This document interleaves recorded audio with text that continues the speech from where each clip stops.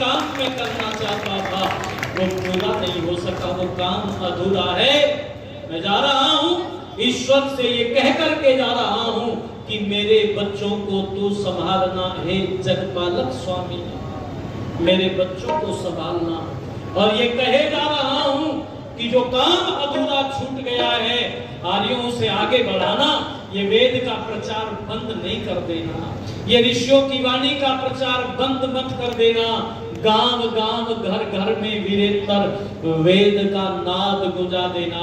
और सुनो ऋषि दयानंद सरस्वती जी महाराज के इस अंतिम उद्बोधन को सुनकर, ऋषि दयानंद सरस्वती जी महाराज के जीवन के उस अंतिम दृश्य को देखकर गुरुदत्त विद्यार्थी जैसा नास्तिक व्यक्ति आस्तिक बन करके लौटा।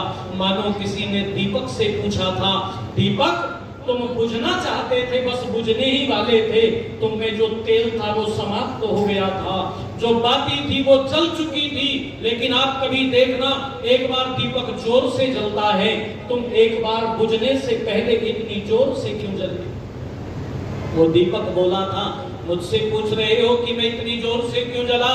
मैं इतनी जोर से इसलिए जला कि मैं अपना सर्वस्व जला करके अंधकार कहीं पर रहना जाए, कोई राही अभी भी भटक रहा हो अंधकार में तो उसको प्रकाश मिल जाए, उसको रास्ता मिल जाए, वो अंधकार से प्रकाश की ओर चल पड़े। यह बताना चाहता हूँ, यह कहना चाहता हूँ। गुरुदत्त विद्यार्थी को वो प्रकाश मिला, वो उजाला मिला, और वो भारत का साइंस का इतना बड़ा प्रोफेसर घर आता है, एक चोगा बनवाता है आर्यों, और उस चोगे को बनवा करके उस पर आर्य समाज के 5 नियम आगे लिखवाता है, 5 नियम पीछे लिखवाता है। और घर से निकलता था तो उस चोगे को पहन करके निकलता था। लोग कहते थे, ये क्या क्या नाटक, क्या बेहुदा बन कर रहे हो, ये क्या क्या पहन लिया है आपने विद्यार्थी जी? तो कहते थे, ये आर्य समाज के नियम घर से पहन कर निकलता हूँ।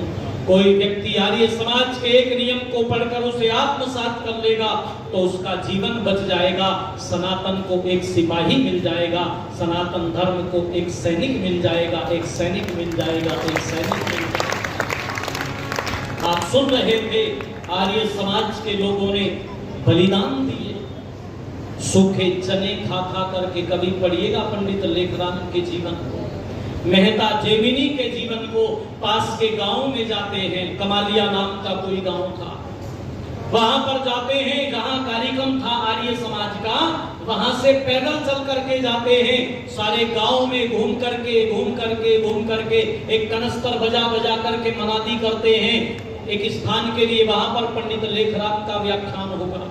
गांव वाले इकट्ठे हो गए, वहीं पर उनके लिए दरिया बिछा रहे हैं मांग करके। गांव वालों ने, उन 2 नवयुवक थे, वो स्वयं और मेहता जेमिनी उनके साथ में थे, उनसे पूछा, कौन है पंडित लेखराम, कहां से आएंगे, कब आएंगे? जब दरिया वरिया बिछ गई, लोग बैठ गए, तो मेहता जेमिनी ने कहा, अब मैं पंडित लेखराम जी से निवेदन करूंगा कि वो व्याख्यान दें।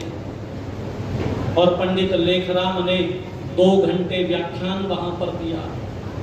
गांव में किसी से परिचय नहीं था और बातें भी आर्य समाज के सिद्धांतों की जब होती थी, किसी ने, गांव के लोगों ने पानी के लिए भी नहीं पूछा, लोग पल्ला झाड़ झाड़ करके अपने अपने घर चले गए। जेमिनी, मेहता जेमिनी और पंडित लेखराम वापस पैदल चल पड़े। और जब रास्ते में आ रहे थे तो लेखराम जी ने एक जगह पर जेमिनी को बैठा लिया और अपने थैले से चने निकाल करके जेमिनी को देते हुए कहा, लो जेमिनी, तुम्हें भूख बहुत लगती है, ये चने हैं, तुम इन चनों को खा लो।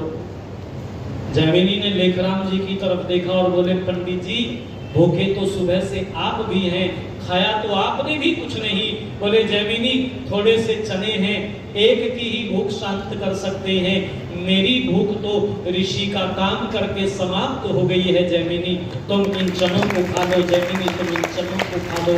और जेमिनी लिखते हैं कि हम दोनों ने वहीं पर एक मेंढ के ऊपर बैठ करके वो सूखे चने खाए। ऐसे इस आर्य समाज का प्रचार हुआ।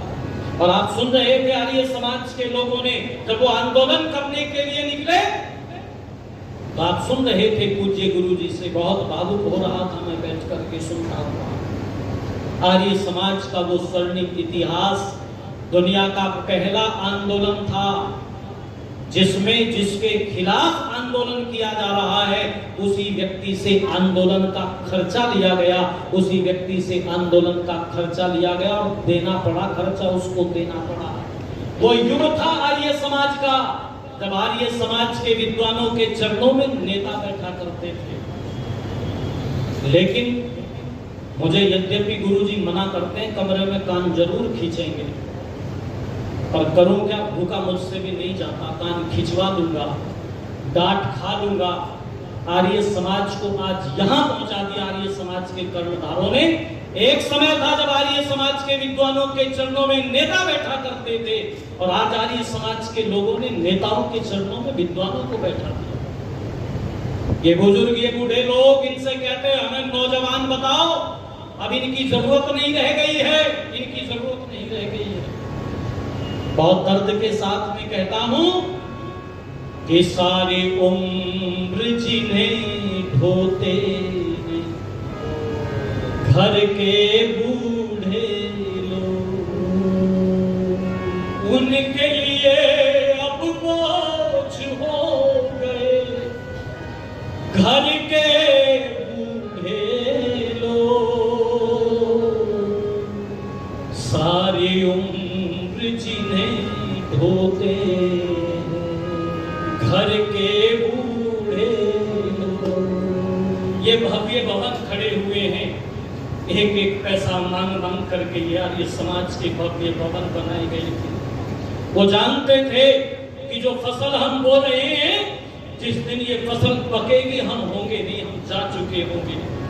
जब ये पकेगी उनको पता है, जब ये पकेगी हम न यहाँ होंगे। उनको पता है जब ये पकेगी हम न यहाँ होंगे। फिर भी फसल नहीं बोते हैं घर के बूढ़े लोग।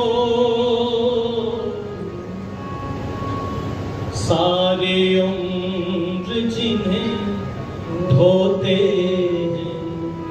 घर के बूढ़े लोग, उनके लिए अब बोझ हो गए घर के बूढ़े लोग। सारी उम्र जिन्हें ढोते हैं घर के बूढ़े लोग। और जब पूज्य गुरुजी बोल रहे थे यहाँ पर, तो मैं कोने में बैठ कर के ये पंक्तियां लिख रहा था। उनके जीवन की घटनाएं मैंने सुनी है चरणों में बैठकर। इन विद्वानों के श्री चरणों में जब मिलते हैं ये, तो मैं अपना सौभाग्य मान करके इनके चरणों में बैठता हूँ। आज तो हम गाड़ियों से घूमते हैं, आज हम कह देते हैं कि मैं बिना गाड़ी के नहीं आ पाऊंगा, मैं नॉन एसी नहीं आ पाऊंगा, मैं तो सुख सुविधाओं में जिया हुआ जमींदार का बेटा। ये भी जमींदार के बेटे थे, बड़ौद से चलते हैं। दिन में कॉलेज किया और कॉलेज से चल पड़े, रात में मेरठ रुके। सुबह 4 बजे उठ करके मेरठ से चल पड़े और बस से जाकर के उतरे, 5 किलोमीटर पैदल चल करके गए। और जब गांव में पहुंचे तो जो व्यक्ति उत्सव करवाते थे वो अपनी बैलगाड़ी पर बैठ करके जा रहे हैं। गुरुजी ने उनको देखा, नमस्ते हुई। उन्होंने पूछा, डॉक्टर साहब पत्र नहीं मिला क्या? बोले पत्र? बोले हाँ, हमने तो पत्र डाल दिया था, कार्यक्रम तो किन्हीं कारणों से स्थगित हो गया। आओ चलो घर चलो, नाश्ता पानी। बोले नहीं नहीं कोई बात नहीं, कोई बात नहीं। और वहीं से वापस बिना कोई किराया दिए, बिना कोई उलाहना दिए, ये कह करके कि कोई बात नहीं, उत्सव स्थगित हो गया है, जब फिर करोगे तो चिट्ठी लिख देना, मैं हाजिर हो जाऊंगा, मैं आ जाऊंगा। 5 किलोमीटर पैदल चलकर गए थे और वापस फिर भूखे प्यासे 5 किलोमीटर वापस फिर लौट पड़े, वापस फिर लौट पड़े। देव दयानंद की फुलवारी रहे महकती सदा। देव दयानंद की फुलवारी रहे महकती सदा। भूखे प्यासे यूं सोते हैं घर के बूढ़े लोग। सारी उम्र जीने ढोते हैं घर के बूढ़े लोग। और मेरा निवेदन है, इन्हें गौर से देखना, गौर से देखो एक उजाला फैला रहता है। गौर से देखो एक उजाला फैला रहता है। जहां देवता से सोते हैं घर के बूढ़े लोग। सारी उम्र जीने ढोते घर के बूढ़े लोग। उनके लिए अब बोझ हो गए घर के बूढ़े लोग। सारी उम्र जीने ढोते घर के बूढ़े लोग। घर के बूढ़े लोग। घर के बूढ़े लोग। इनके नेताओं के चरणों में इनको मत बैठाओ। आर्य समाजों के बहुत सारे लोग बैठे हुए हैं यहाँ। भाई देवेंद्र जी, मैं कहना चाहता हूँ, इनके चरणों में बैठाना है तो नेताओं को बैठा दो, स्वयं को बैठा दो, तो ये आर्य समाज की फुलवारी हरी भरी रहेगी, महकती रहेगी। मेरे जैसे नौजवान इसमें आते रहेंगे। नहीं तो बहुत बोझिल मन से कहता हूँ, बहुत सारी व्यवस्थाएं गुरुजी मना करते हैं, कुलदीप मंच पे नहीं बोलते। मैं अपना घर छोड़कर, घर से भागकर आर्य समाज का भजनोपदेशक बना और इतिहास को पढ़ा आर्य समाज के विद्वानों के श्री चरणों में बैठकर। मेरे लिए रोजी रोटी का कोई संकट नहीं था। मैं रोटी के लिए आर्य समाज में नहीं आया था कि मेरी रोटी इससे चलेगी। मैं इसलिए आया था कि मैंने अपने गांव के उत्सव में विद्वानों को बोलते हुए सुना था, आर्य समाज के बलिदानों के विषय में बोलते हुए सुना था। लेकिन आज जब आर्य समाज की स्थिति देखते हैं तो मन में कई बार निराशा आती है। पर ये बुजुर्ग, ये गुरुजी, ऐसे लोग जीवन को आशा से प्रकाशित करते हैं। एक उजाला, गौर से देखो, एक उजाला फैला रहता है जहां देवता से सोते हैं घर के बूढ़े लोग। घर के बूढ़े लोग। घर के बूढ़े लोग। आर्य समाज को इनके मार्गदर्शन में गति मिले। आर्य समाज इस चार दीवारी से निकल के और ग्लैमर की दुनिया से निकल के, ग्लैमर की दुनिया से, चकाचौंध की दुनिया से निकल करके आर्य समाज बाहर जाए। आर्य समाज के उपदेशक तैयार हों, योग्य भजनोपदेशक तैयार हों। गांव गांव, गली गली, कुचे कुचे ऋषि दयानंद सरस्वती का ये नाद गूंजे। बस मुझे ये निवेदन करना है। 7 दिनों तक आप लोगों के बीच में कुछ ये चर्चाएं की हैं, सेवाएं की हैं। बहुत लज्जित होकर के सुना है आपने, बहुत प्यार, बहुत स्नेह दिया है। इन 7 दिनों में कोई त्रुटि अगर हो गई है तो वो मेरी अपनी हो सकती है, उसको मेरे लिए छोड़ दें।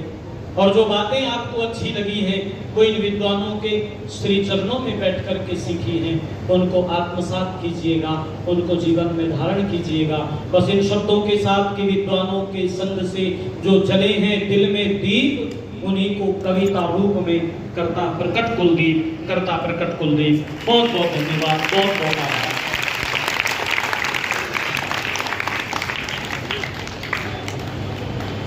सुदीप जी भाव विभोर हो गए, बहुत अच्छा प्रस्तुतिकरण आपने किया है और आज पूरा समय स्वामी दयानंद को ही दिया गया, चाहे बच्चे हों चाहे विद्वान हों। इस मंच से आज की ये बैठक स्वामी दयानंद और आर्य समाज के लिए समर्पित की गई है। बहुत बहुत आभार है, धन्यवाद है। निखार बहुत